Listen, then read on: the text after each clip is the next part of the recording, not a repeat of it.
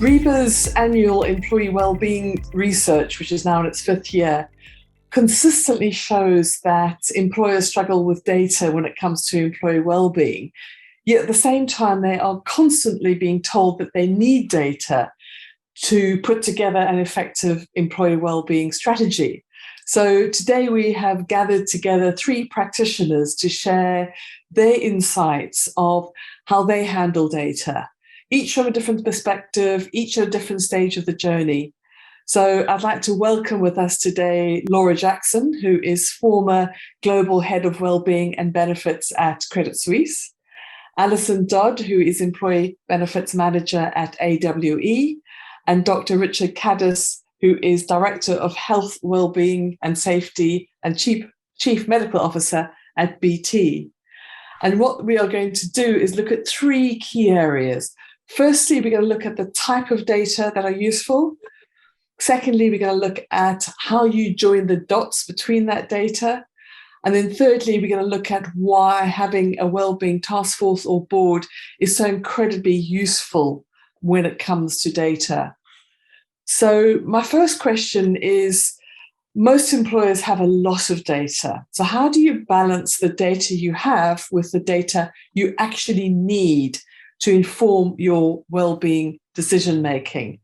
And I'm going to turn first to Alison, because AWE is probably early on in this journey, starting with this particular point. Yeah, thanks, Debbie. Yes, we really are just starting out on our data journey. And you're absolutely right. We've identified that we have just got so much data now, far more data than we've ever had before, from all sorts of areas, both sort of from the sort of traditional data from our suppliers and our absence data and utilisation stats, for example, from our EAP. But we just don't really know what we're doing with that data. There's just so much, and it's something that we really are struggling with.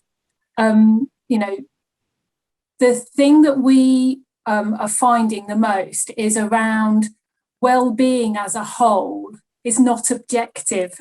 And so being able to find indicator data that when assessed alongside the traditional sorts of data that we might have, that's where our focus is on now. So it's data in places that you wouldn't ordinarily think of in terms of supporting well-being. So, for example, we're looking at things like our exit interviews and our engagement survey, the utilisation of annual leave throughout the year, which I know has probably been quite an interesting topic in itself for many employers. Our grievance and disciplinary data, which you might think, well, God, there's just an endless list of data that we could look at to measure and give us a picture, not just of well-being as it currently is, but where it might go, what might be happening in the future. So, that's been our real struggle today. Is we've got so much data. We know that there's all of these extra data points that we could have, but what we're trying to get to is a point of being able to assess that data in such a way that we can answer the question, so what? We could spend hours on end looking at, well, isn't that great? Our absence rates dropped in this division by this amount, and they've obviously done something good there. Rather than that, it's like, actually, what is our data telling us, and what should we be doing about it? Our time is so precious. I really don't want us as an organisation to be focusing all of our time, looking backwards at what has happened, or scrutinising very specific levels of data, because that's just not going to be the best use of our time. And that's the challenge that we have at the moment, is to know how to move forward. And I think, Alison, that some of the things that we've looked at in terms of themes is really the trick is to identify just one or two key themes and then deep dive on those. As you said, you have such a wealth of data, and actually sometimes it feels like a bit of a minefield. But one of the things I always ask myself is what's important for the organisation at the moment? What is there might even be words or themes that are being talked about, and can you actually build on those with the data that you have? And then I think a second point is really joining that data. So look at the correlation between the data sets that you get from the different providers. And I think this point about subjectivity is very important. The data in itself is naturally fairly objective, but I always like to overlay that quantitative data with some sort of qualitative analysis. And I guess a good example of that is when I've identified a theme, and let's say we run a particular wellbeing session, as well as, looking at how many people actually attended, I always get some subjective feedback from employees, because I do find that the word of actual employees is incredibly powerful when you're talking about wellbeing. So it sort of brings the data to life. And that's what I think is very important. Otherwise, you get bogged down, as you said, in all the minutiae of the detail. And it's really important about just those one or two key themes. I think, Richard, you were going to look a bit more at data as well. Yeah, and to pick up on both what Alison and you've said, Laura, it's bringing together a real clear set of a number of measures that are meaningful to all areas of the business. And I think in the HR reward space, it is tempting to build a large dashboard that maybe doesn't reflect some of what the frontline operation are seeing. And I would support what you both said. We pull together a very clear mix of data. We look at the sort of utilization of services. We also look at satisfaction and engagement and try to look for trends there, but also overlaying that with the unit-specific measures of well-being that we know that matters. So that might be a real deep dive into financial well-being in some of our consumer and call center areas, or looking at sort of mental health and support for that in some key areas that we know that absence is going up. So you've got the layer of the core data, both at a group and at a unit level, and then pivoting off that, you've then got the data from your providers. So looking at the utilization statistics and coding, and trying to correlate with what your people managers are saying and what your feedback is for initiatives. And something that I think always astonishes leadership is when you run initiatives that you get an increased uptake in the utilization of support services. And it's breaking that down that's actually exactly what you want. You want to see strong utilization, and you want to see that sort of sustained through periods of difficulty, be it COVID, be it reorganization, or if there is a particular need, high absence rates or transformation going on in those units, you want to ensure that the communication about that support feeds through into utilization in the preventative space.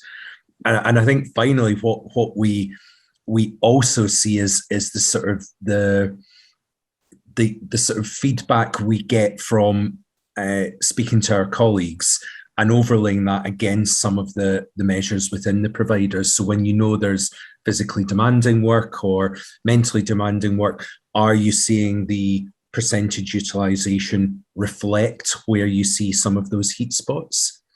And that internal data and that benchmarking against how other utilizations across other provider clients is another really strong message for your leadership and your people managers, to ensure that people are being not just signposted to the right support, but leadership feel confident and competent to be able to direct people into that. As you were saying, Laura, the creation of programs really only embeds in and magnifies if your managers and your leadership understand and buy into it. So picking up on that point, and I want to come back to Laura first on that, it's, we've talked about the importance of the data, identifying the data and identifying your direction of travel, but we also need to be able to put it together and tell a useful story. So Laura, how do you join those dots to tell the useful story? Well, I guess the hardest thing is you have to actually be brave in asking the questions. So again, look at well-phrased questions, because I can assure you, you don't always get the answers that you expect. Richard talked about utilisation, but actually sometimes utilisation doesn't even go the way you expect.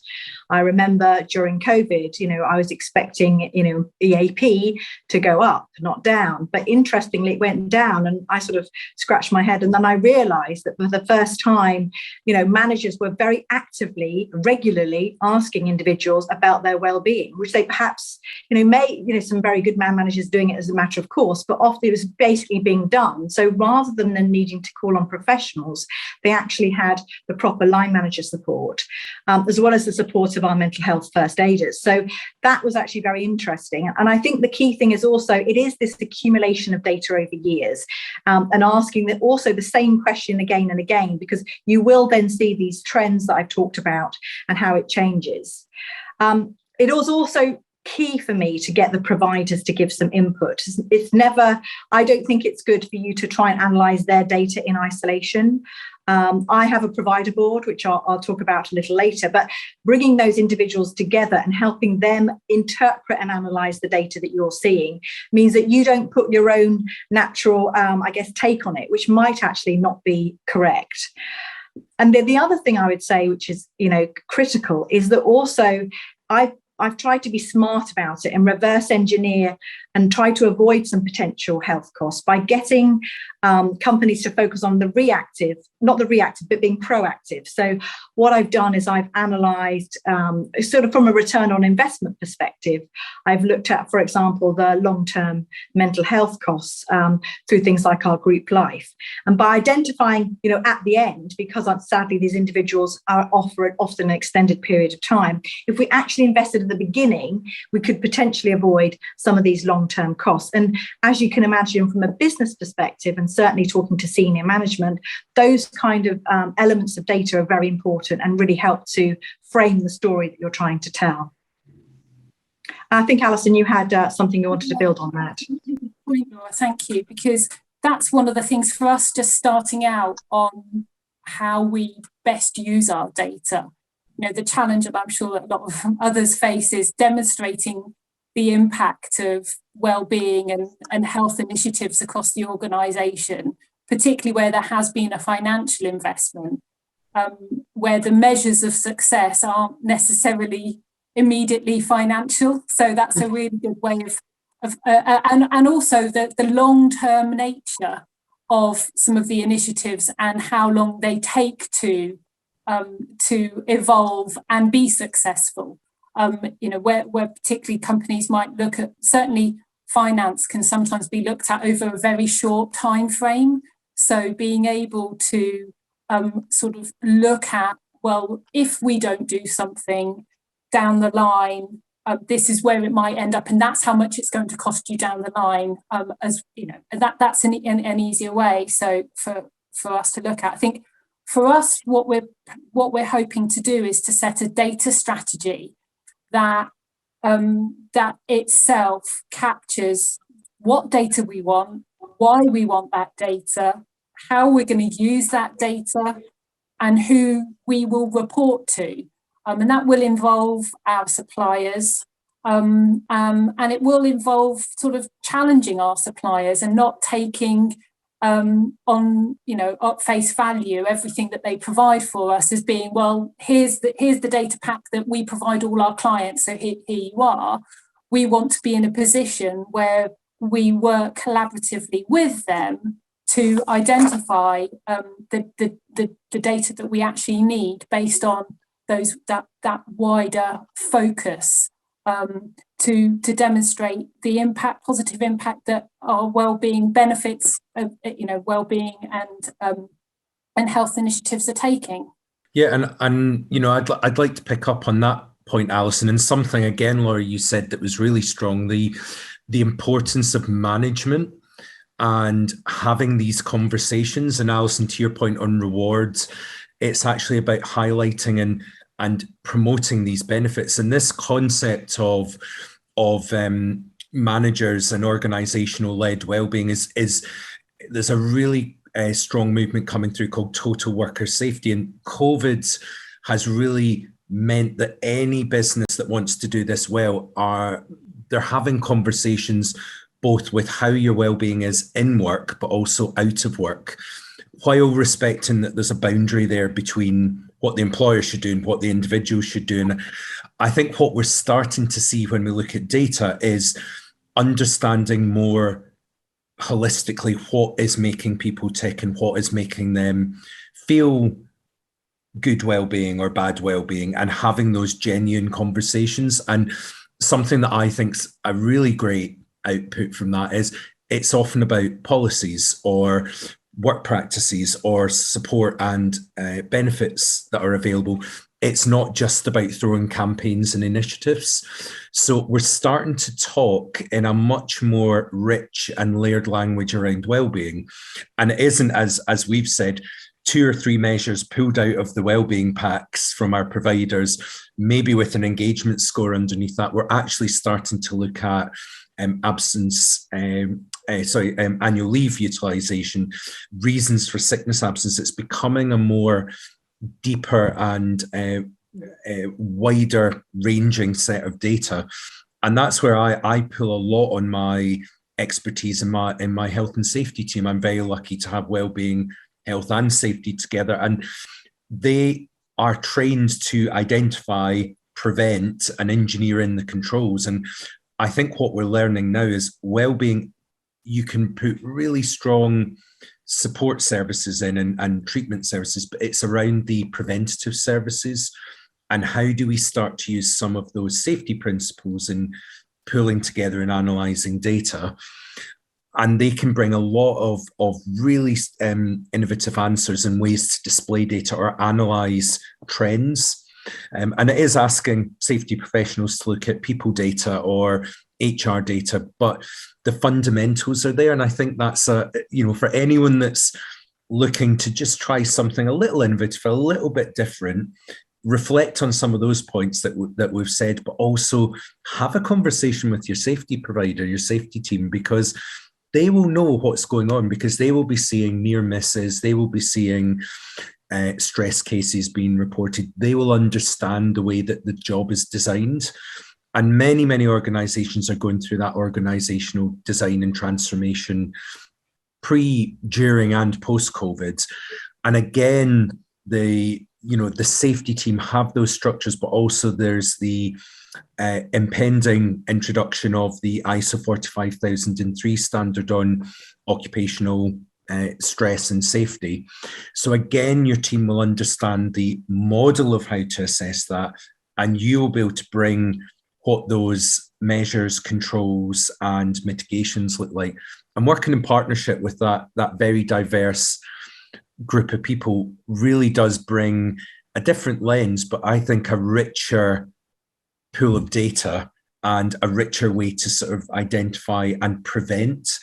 And ultimately, that's what we want. We almost want some of the reactive stuff to dial down and a lot of focus into prevention. And again, manager confidence, competence, signposting, and leadership engagement and championing.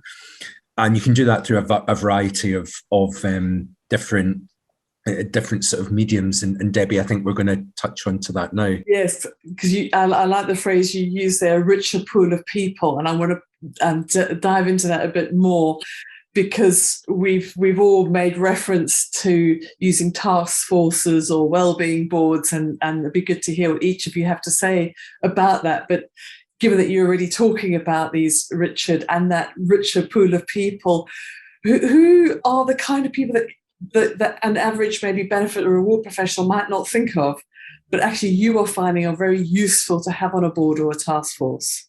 Yeah. I mean, we've touched on health and safety. I'm not going to labour that point. What we're also finding is it's the areas where there's a contribution to your purpose and your satisfaction in the role. So we're finding great partnerships being formed from our learning and development colleagues, not just in creating wellbeing training content or wellbeing online resources, but understanding how we can work and potentiate some of those access and training. sort of training approaches. We're also finding setting up specific groups, and Laura touched on mental health first aid, and we've got a number of layers within our own organisation. We've got a peer-to-peer network who are trained in managing mental health in the workplace. We've got a parallel training course that we've given to key operational managers who do really set the tone in these very large, disparate organisations. But the biggest amplification, and that came from one of our leaders who said, how can I help to amplify your message? It was the creation of wellbeing champions. So they have got a base of training similar to the signposting and recognition of symptoms, but a true understanding of what services are there, and they act as your front line sort of foot army, if you like, to promote not just the services, but really shape and authentically put into the campaigns that you might launch. And bringing together all of those are professional services that we're using, our operational managers, our wellbeing champions at a leadership level, and then our operational wellbeing champions. We're really finding that they're giving us a really good cut from the whole way through the business, but also understand what challenges or changes the business might be bringing. And pulling together that group of diverse people has been incredibly both enlightening for us, but also it's really energized how we work and how we maybe present and dial up or promote some of our support services in a way, unless you're in the unit, you wouldn't necessarily understand, which is why that data dashboard going through the whole organization is great. But, as Laura was saying, it's deeper diving into those specifics in the units. And that's where we've now got to a point where each of these wellbeing boards within the units are now asking for their own specific data, which is great. So I think just picking up on what Richard said there about the boards, we actually almost have an external facing board as well, in the fact that once a quarter, I bring all the wellbeing and health providers together. And what I used to do therefore is then they'd all put their allegiances to one side, which was great, and really work together as a team. And that took place over a couple of hours where we'd literally throw around the data. What was it telling us? We'd stress test that data really. And then what I found, I guess, very productive is the fact that amongst these group of providers, they would build on each other. So there'd be a suggestion of a particular webinar, and then someone would say, oh, we've got a slightly different theme within that, and they would build on that. So it helped me really, I guess, beautifully pull it all together, knowing what the providers thought and get their view and their interpretation of that data, but then obviously come back to the organisation, making sure I really understood what the data was telling me, and also then coming up with some proactive strategies to actually try and alleviate some of the issues that we were seeing. And I think, as Richard said, the other thing that's quite important is an internal board, be that made up of wellbeing champions or other people within the organisation. I specifically had people from the culture team, employee experience, also interestingly from compliance, because what you often see is where people were maybe suffering from stress and anxiety, we were seeing a higher number of potential compliance issues as well. And really people from the business, because it's all well and good you coming up with the data, but they can really tell you what the hearts and minds of the organisation are thinking and feeling. And it's that thinking and feeling piece that's, I think, really critical.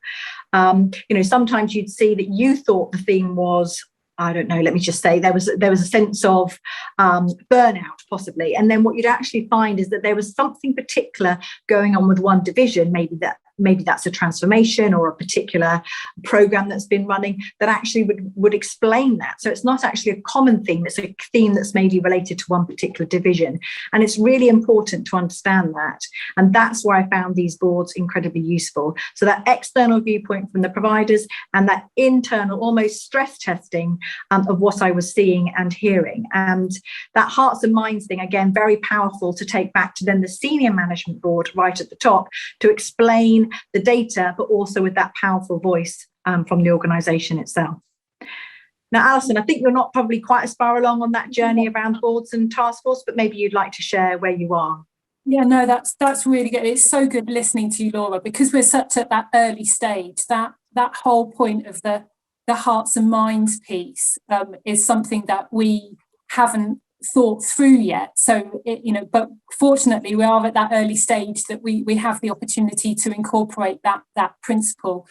It was good hearing from Richard about the involvement of health and safety, because where we're at the moment is that we've set up a board, and we've had our first meeting this week to start thinking about our terms of reference. But the good thing is that we have incorporated within the key sort of stakeholders at that board our health and safety, occupational health, and for us in our organisation, we have an emergency response. So we have a fire service and an ambulance paramedic service at the site that we are at. We've also considered, strangely enough, our diversity and inclusion manager, our culture team, our engagement lead as sort of supplementary attendees to that board. And I think for us, where we've positioned that board in our organisation is sort of below the exec board, and we have both a foot in both a strategic camp in terms of, we're all subject matter experts, setting the strategy and recommending the overall health strategy and well-being for the organisation, and making that recommendation up to the board. But we also are in an operational capacity, which is very much looking at once we've answered the question, so what, we're all best placed to then put those interventions that we decide into practice. So, so we have got, that's where we believe that we can add the most value in terms of getting all of the relevant areas involved who've got a part to play in setting strategy and the operational side of things, but in that cohesive team.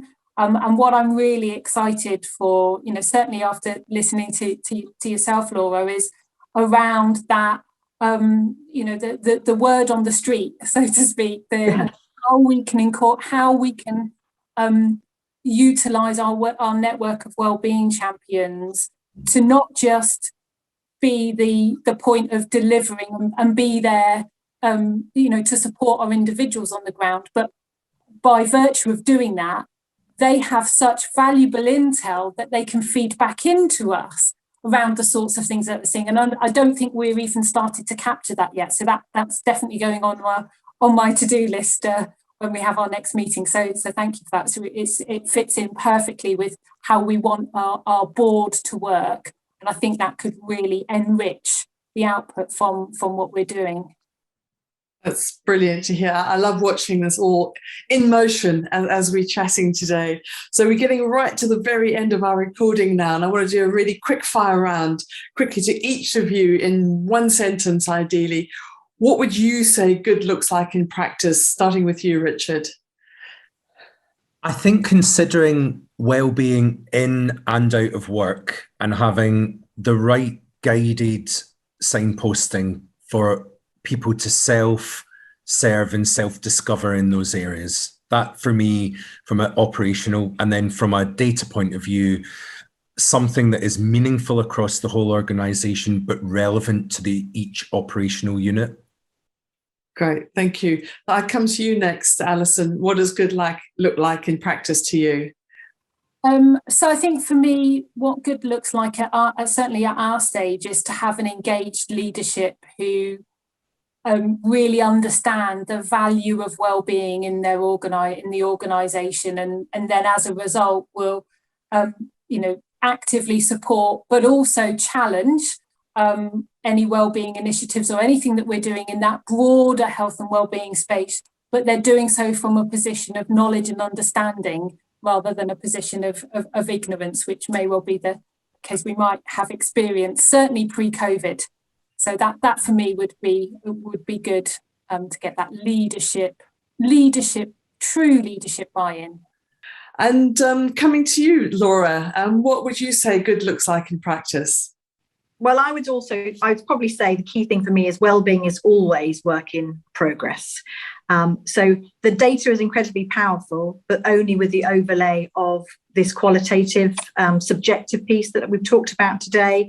And one tiny tip: avoid acronyms, because we love them in the well-being and reward and benefit space. But I think when you're really trying to get senior management, you have to be very articulate. So that was the other trick I'd say. Brilliant. Thank you to all three of you. I mean, this is such an enormous topic. It's clearly developing. Everybody's at a different stage. Lots of shared learnings that can be spread among the community. And I think that's what we at REBA want to do. We're going to keep watching this particular space, keep sharing insights from people like yourselves to the broader community so that they can improve. So on that note, I want to say a huge thank you to all three of you for sharing your knowledge, for sharing your time. So thanks, Laura, Alison, and Richard, for your time today.